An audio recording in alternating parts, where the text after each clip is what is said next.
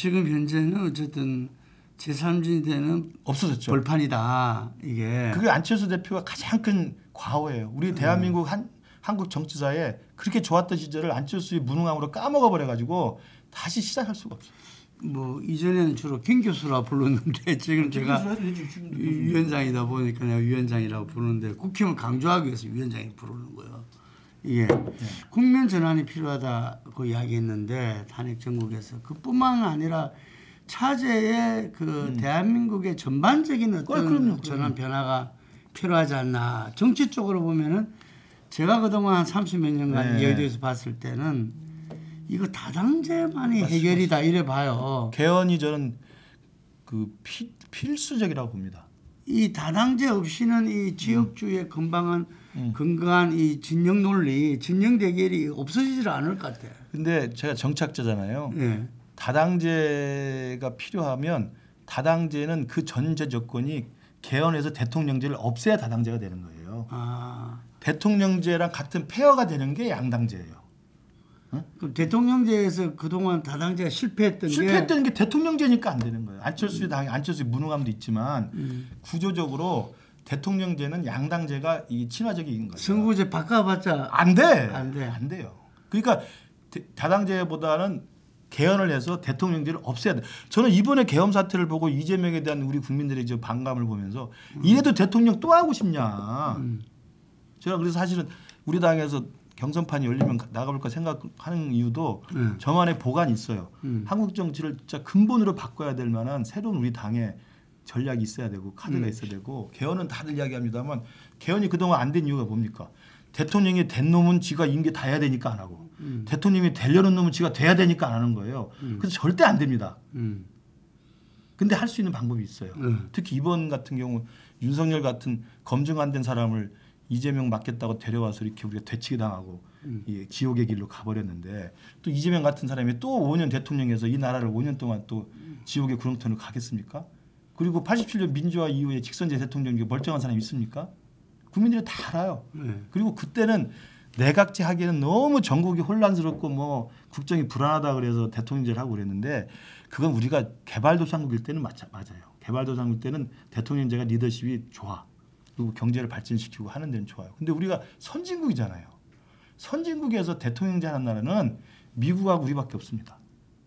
근데 미국은 우리랑 다르잖아요. 연방제 국가잖아요. 연방의 자율성, 오토노미가 상당히 많은데 그래도 제가 개파이잖아. 대통령제이기 때문에. 미국, 유럽에 대통령제 하는 나라 있습니까? 전부 내각제예요. 지금 우리 이 계엄이라는 이 미친 짓, 그다음에 이재명이라는 저 무시무시한 저승사자 같은 게 공존할 수 있는 윤석열과 이재명이 적대적으로 공존할 수 있는 가장 큰 이유가 뭔지 아십니까? 대통령제. 네.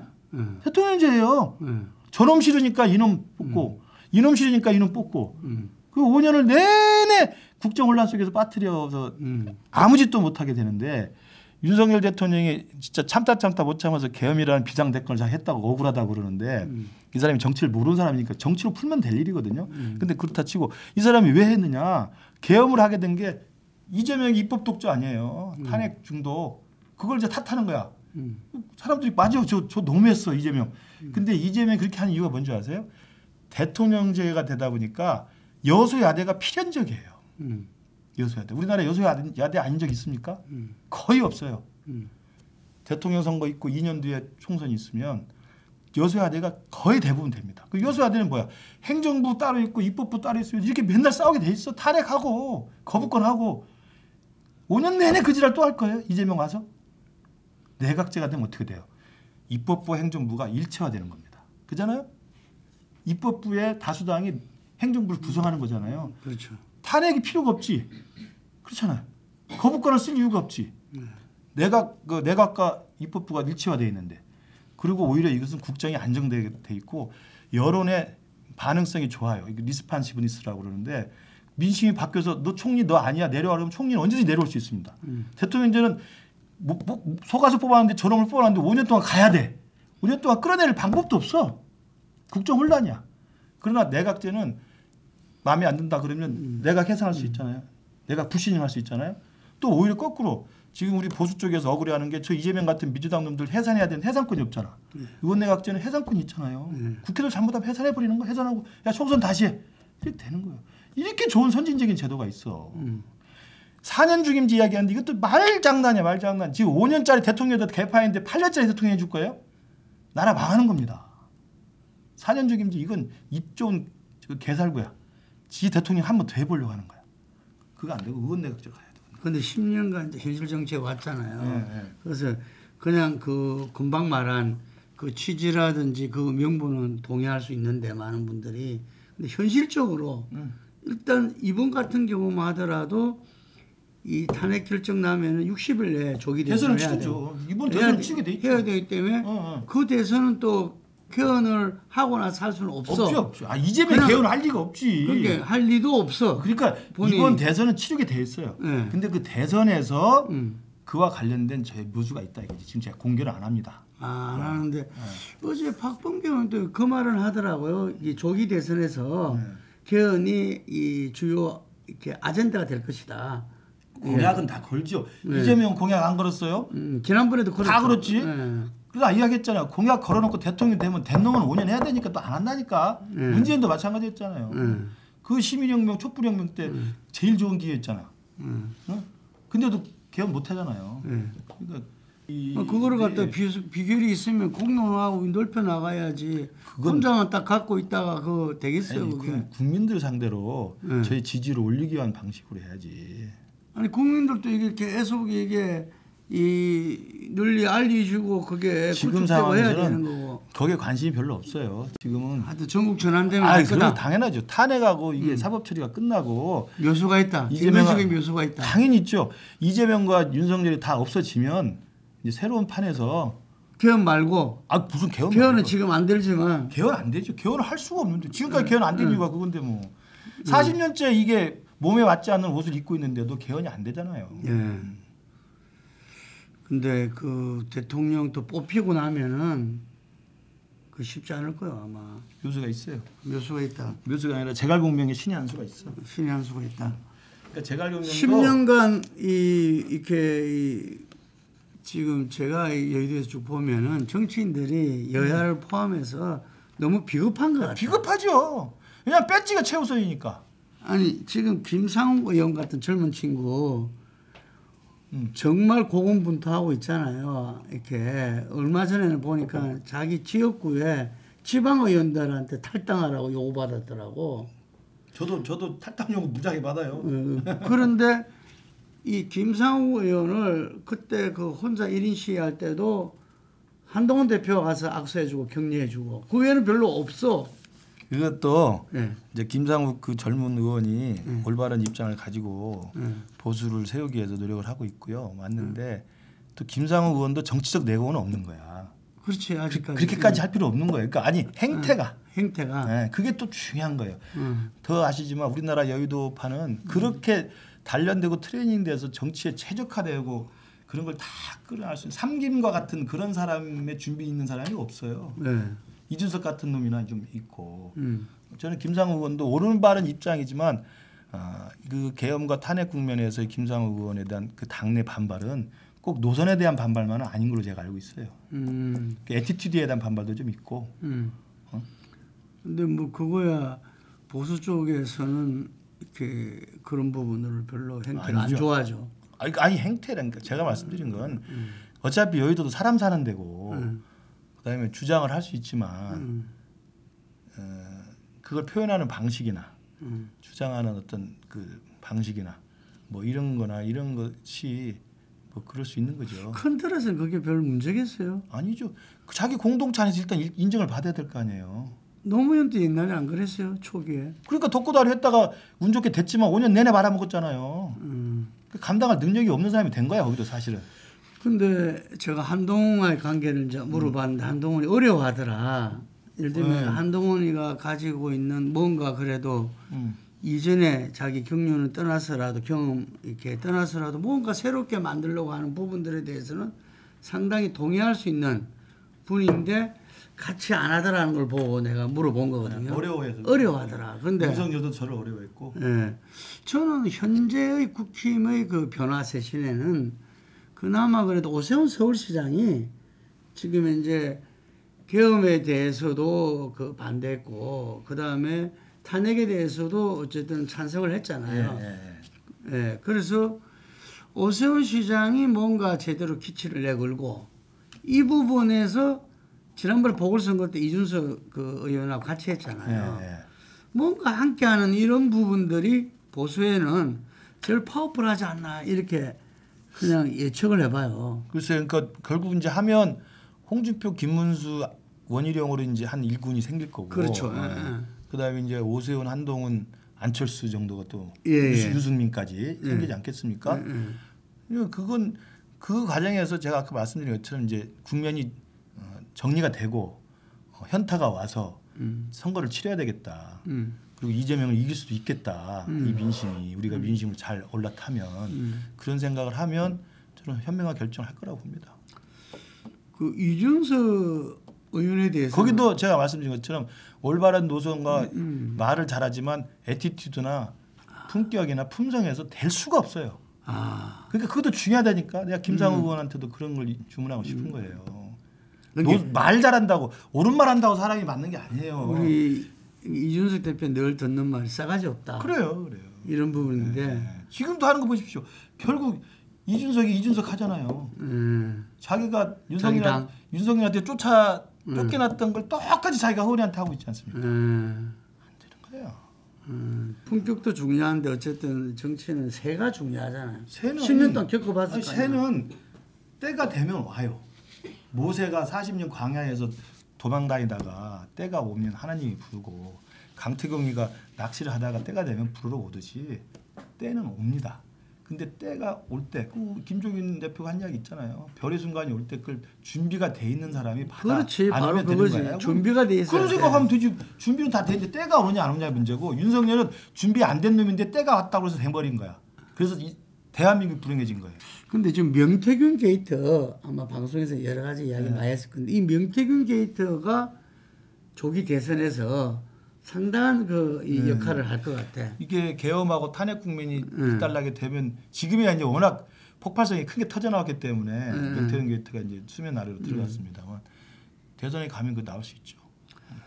보니까 이 지난 지방선거에 강력단체장을 등등 포함해서 명태균 그게 이 자유로운 사람들이 거의 없는 것 같아요. 워낙 그 많은 사람을 접촉을 했고 그리고 나름대로 명태균이가 이렇게 100% 사기꾼만은 아니었던 것 같아요. 한 방에 있는 놈이었기 때문에 그 저처럼 완벽한 내공 있는 사람은 속아 넘어가지 않지만 자기가 좀 부족한 결핍한 사람들 실력 없고 결핍한 사람들은 혹하고 넘어가죠. 지리산 도사했다 그러잖아요. 지리산 도사. 그러니까 그리고 그 사람이 그 명태균 게 터졌을 때 기자들 앞에서 하는 이야기나 이렇게 쓰는 말을 보면 한 방에 있는 말들이 있어요. 비유를 할 때 아주 적절한 비유를 딱 와닿게 그런 능력은 있어. 되게 점쟁이들이 그런 능력 있잖아요. 아, 그렇죠. 한 방을 딱 치잖아. 그럼 거기서 혹하고 그냥 쑥 들어가는 거거든. 그런 능력이 있는 사람이. 그러니까 본질은 사기꾼이지만. 김건희도 본인이 뭐 왜 점을 봐 내가 더 잘 보는데 하는데 그 전에 소리소리에 녹취 풀린 그 말투가 거의 무속인들이 이렇게 나오는 대화 말투였어요. 그죠?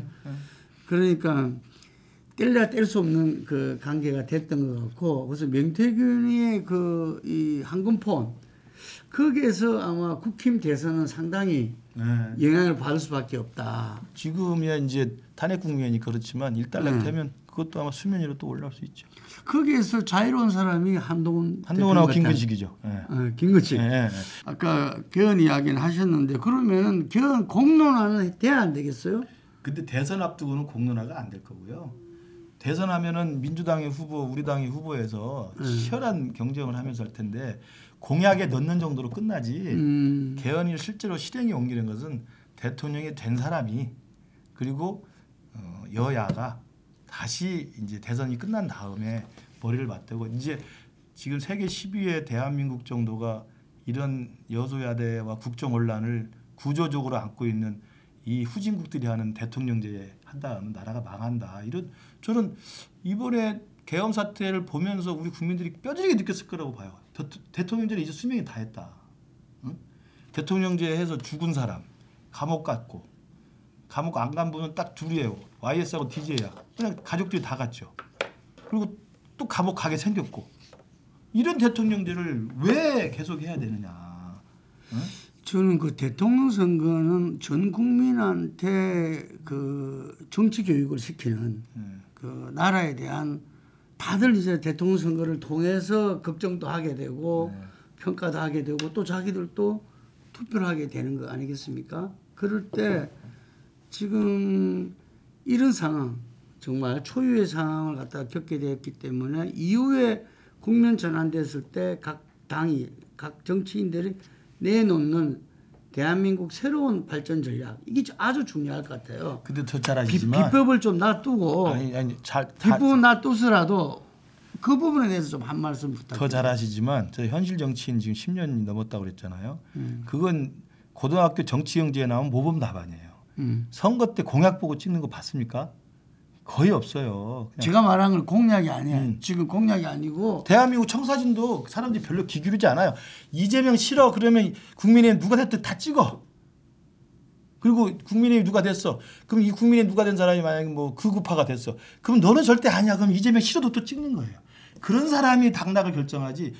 대한민국 청사진 안철수 대표 잘못한 게 그 공부만 하는 거야. 그 공부만. AI 시대 뭐 하려고. 그건 대통령이 된다면 해도 돼요. 좋은 사람이 해서. 아니, 지금 당장에 국힘에서 이제는 넘어가면은 대선 후보 경쟁이 시작될 거잖아요. 네. 지금 본인도 지금 거기 뛰들겠다는 거잖아요. 그런 고민을 하고 있죠. 고민을 하고 있는 거고 당을 갖다 분당이라니 탈당 이건 아니다고 보는 거고. 그럼 거기에서 예를 들면 아까 또 지지율이 깡패라 그랬잖아요. 국민 지지율이, 그렇죠. 여론조사 지지율이.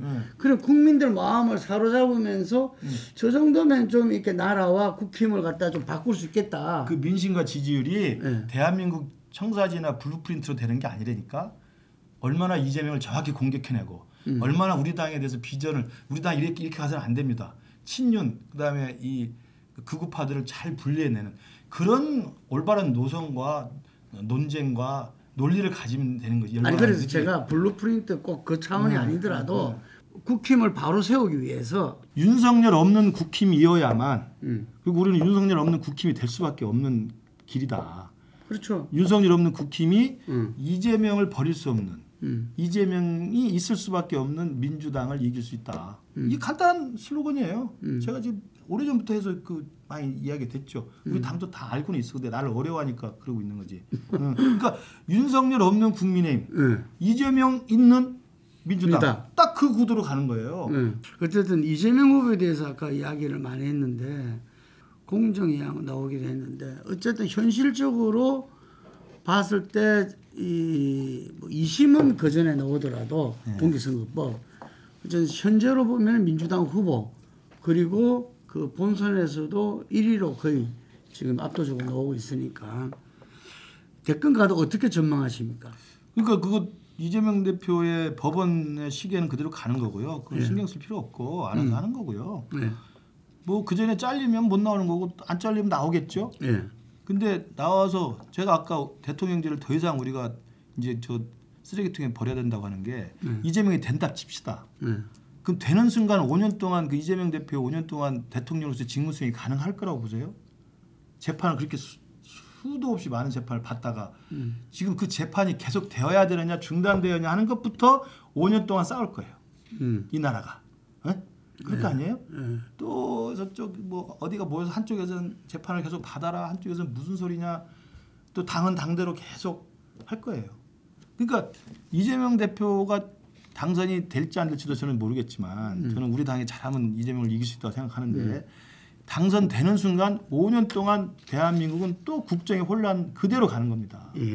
그걸 알면서 그걸 국민들한테 설득력 있게 잘 이야기하고 그것에 대해서 대비되는 후보가 우리 당에 있으면 충분히 이길 수 있다니까요. 또 이지랄을 했는데 또 5년 동안 그러면 5년 내내 국정 운영을 할 수 없는 그런 불안하고 혼란스러운 대통령을 뽑겠습니까?